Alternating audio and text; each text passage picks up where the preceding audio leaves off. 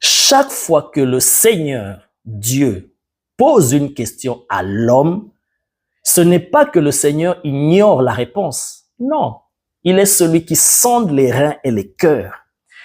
Il dit, avant même que tu ne parles, avant même que tu ne pries, il connaît déjà la pensée, la parole qui n'est même pas encore sortie de ta bouche, qui n'est même pas montée dans ta pensée, lui, il sait déjà. Parce qu'il sonde les reins et les cœurs. Rien n'est caché devant lui.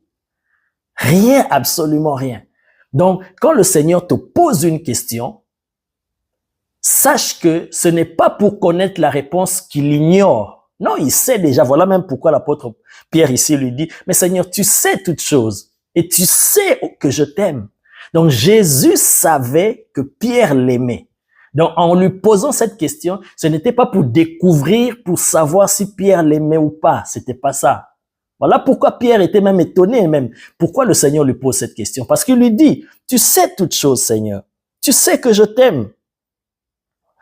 Et Pierre aussi lui a répondu 3 fois. Tu sais toutes choses, Seigneur. Tu sais que je t'aime. Tu sais. Donc le Seigneur, il sait. Chaque fois qu'il pose une question à l'homme, c'est pour interpeller l'homme, attirer la conscience de l'homme, éveiller la conscience de l'homme par rapport à ce qu'il s'apprête à lui dire ou à faire dans sa vie, afin que cela ne passe pas inaperçu. My God. Regarde, le Seigneur, Adam pêche, Dieu vient vers Adam. Il dit, Adam, où es-tu? Pensez-vous que Dieu ne savait pas?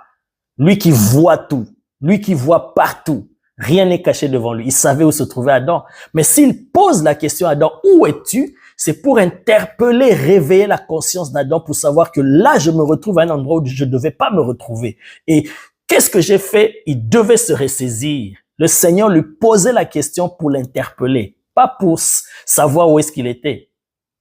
Lorsque Jésus voulait faire, la Bible dit, il voulait multiplier les pains et les poissons dans Jean. Il posa la question, où est-ce que nous pouvons trouver du pain à manger pour nourrir ces gens?